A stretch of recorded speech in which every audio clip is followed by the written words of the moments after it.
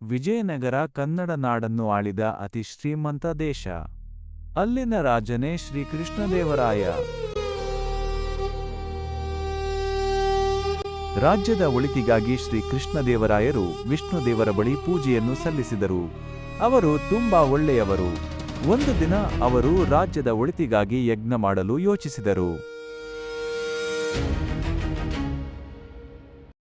ರಾಜ ಪುರೋಹಿತರೇ, ನನ್ನ ರಾಜ್ಯದ ಒಳಿತಿಗಾಗಿ ಯಜ್ಞವನ್ನು ಏರ್ಪಾಡು ಮಾಡಿರಿ. ನನ್ನ ಜನರಿಗೆ ಒಳ್ಳೆಯದಾಗಬೇಕು. ಆಗಲಿ ಮಹಾಪ್ರಭು, ಹಾಗೆ ಮಾಡುತ್ತೇನೆ. ಸುಮಾರು ವರ್ಷಗಳ ನಂತರ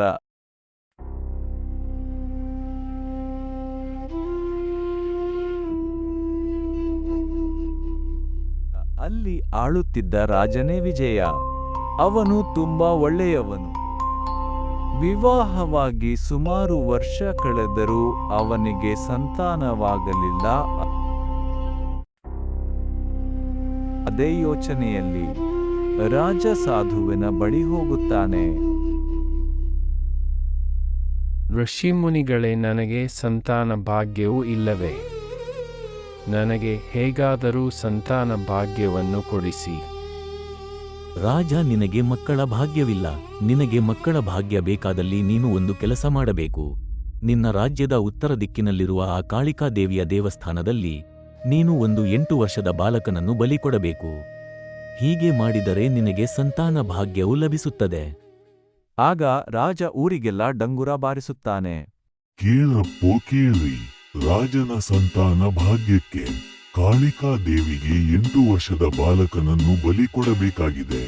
ನೀವು ಆ ಬಾಲಕನನ್ನು ಕೊಟ್ಟಲ್ಲಿ ನಾವು ನಿಮಗೆ ಆ ಬಾಲಕನ ತೂಕದಷ್ಟು ಚಿನ್ನ ಆಭರಣಗಳನ್ನು ಕೊಡುತ್ತೇವೆ. ಕೇಳಪ್ಪೋ ಕೇಳಿ.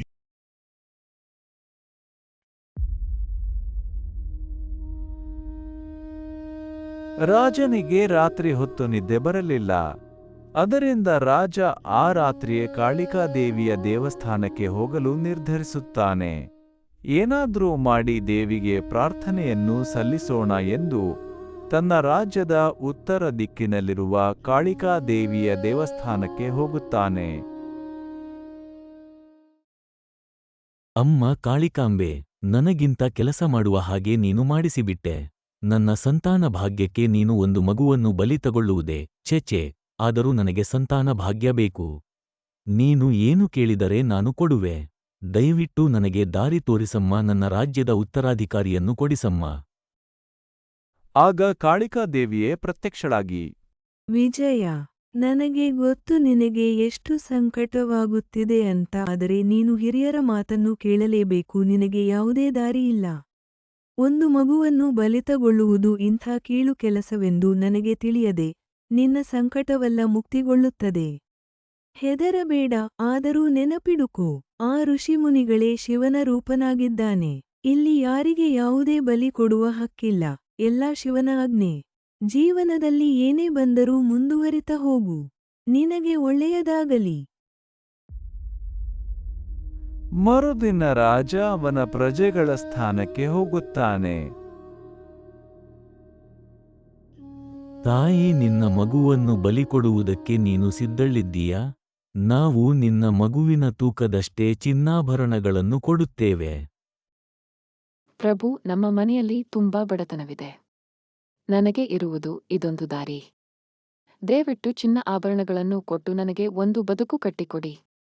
ನಾನು ನನ್ನ ಮಗುವನ್ನು ಬಲಿ ಕೊಡಲು ಸಿದ್ಧಳಿದ್ದೇನೆ. ಆ 8 ವರ್ಷದ ಬಾಲಕನನ್ನು ರಾಜಮಂತ್ರಿಗಳು ಬಲಿ ಕೊಡುವುದಕ್ಕೆ ಕರೆದುಕೊಂಡು ಹೋಗುತ್ತಾರೆ.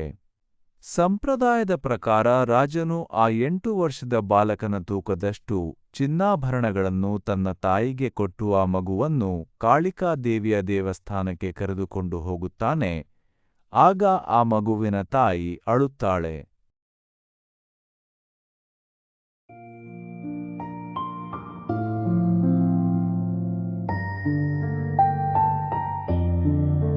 ಯಾರಿಗೆ ಬೇಕು ಈ ನೋವು?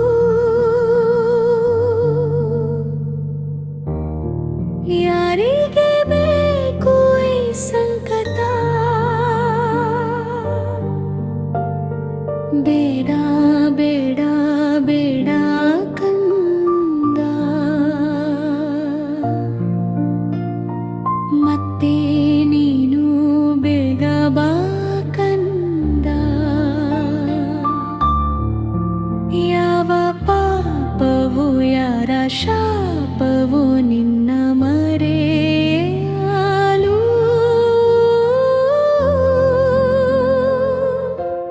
ಬೇಗ ಬಾ ಕಂದ,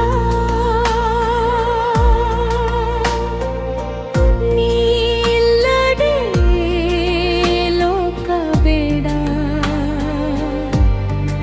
ಯಾರಿಗೆ ಬೇಕು ನೋವು,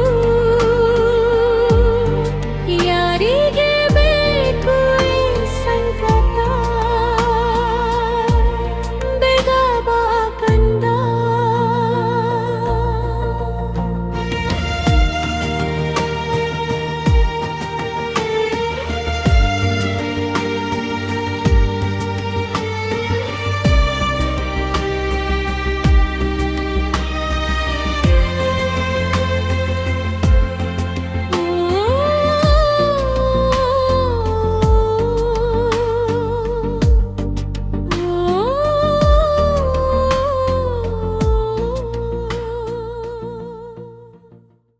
ಕಂದ, ನೀನು ರಾಮನ ಜಪ ಮಾಡು.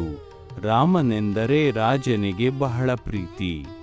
ರಾಮದೇವರು ನಿನಗೆ ಒಳ್ಳೆಯದು ಮಾಡುತ್ತಾನೆ, ನಿನಗೆ ಆಶೀರ್ವದಿಸುತ್ತಾನೆ. ರಾಮನೇ ತಂದೆಯು, ರಾಮನೇ ತಾಯೆಯು, ರಾಮನೇ ಸಕಲವು ಜಗಕ್ಕೆಲ್ಲ. ರಾಮನಾಮವನು ನೆನೆದರೆ ಭಾವಬಂಧನಗಳ ಭಯವಿಲ್ಲ.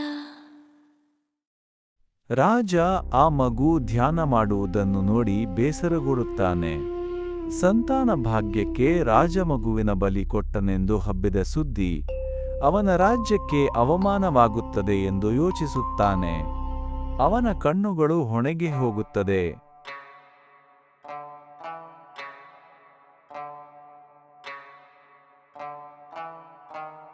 ರಾಜ ಏನು ಮಾಡಲು ಆಗದೆ ಒಂದು ನಿರ್ಧಾರಕ್ಕೆ ಬರುತ್ತಾನೆ. ಮಗುವಿನ ಬಲಿಗೆ ಸಿದ್ಧತೆ ಏರ್ಪಾಡಾಗುತ್ತದೆ. ರಾಜನ ಮನಸ್ಸು ತೂಕವಾಗುತ್ತದೆ. ರಾಜ ಒಮ್ಮೆ ರಾಜ ಪುರೋಹಿತರನ್ನು ಕೇಳಲು ಆಲೋಚಿಸುತ್ತಾನೆ. ಆದರೂ ಅವನು ಅವನ ಮನಸ್ಸನ್ನು ಗಟ್ಟಿ ಮಾಡಿಕೊಳ್ಳುತ್ತಾನೆ. 8 ವರ್ಷದ ಬಾಲಕನ ಬಲಿ ಆಗಿಯೇ ಹೋಗುತ್ತದೆ. ವಿಜಯ ಅವರನ್ನು ನಿಲ್ಲುವುದಕ್ಕೆ ಹೇಳು. ನಿನ್ನ ಸಾಮ್ರಾಜ್ಯದ ಮರ್ಯಾದೆ ಪ್ರಶ್ನೆ ನೆನಪಿರಲಿ.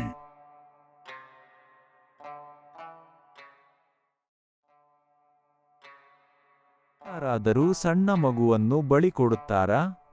ರಾಜನು ಯಾವುದೇ ಹೆದರಿಕೆ ಇಲ್ಲದೆ ಅವನ ನಿರ್ಧಾರ ತೆಗೆದುಕೊಳ್ಳುತ್ತಾನೆ. ಆ ಋಷಿ ಮುನಿಗಳೇ ಶಿವನ ರೂಪನೆಂದು ತಿಳಿದ ಮೇಲೆ ರಾಜನು ಬಲಿ ಕೊಡುವುದನ್ನು ನಿಲ್ಲಿಸುತ್ತಾನೆ. ಆ ಮಗುವನ್ನು ರಾಜದತ್ತು ತೆಗೆದುಕೊಳ್ಳುತ್ತಾನೆ. ರಾಜ ಆ ಚಿಕ್ಕ ಕೂಸನ್ನು ಮುಂದಿನ ಉತ್ತರಾಧಿಕಾರಿ ಎಂದು ಇಡೀ ರಾಜ್ಯಕ್ಕೆ ಹೇಳುತ್ತಾನೆ ಹಾಗೂ ಆ ಮಗುವನ್ನು ಯುವರಾಜ ಪಟ್ಟಕ್ಕೆ ಚಿಕ್ಕ ವಯಸ್ಸಿನಲ್ಲಿಯೇ ಪಟ್ಟಾಭಿಷೇಕ ಮಾಡಿಸುತ್ತಾನೆ. ಆ ಮಗು ಉದ್ಯಾನ ಮಾಡುವುದನ್ನು ನೋಡಿ ರಾಜನಿಗೆ ಬೇಸರವಾಗುತ್ತದೆ. ಇದು ಆ ಮಗು ಮಾಡಿದ ಧ್ಯಾನಕ್ಕೆ ಒಲಿದ ಫಲ. ಇದೇ ಧ್ಯಾನದ ಮಹಿಮೆ.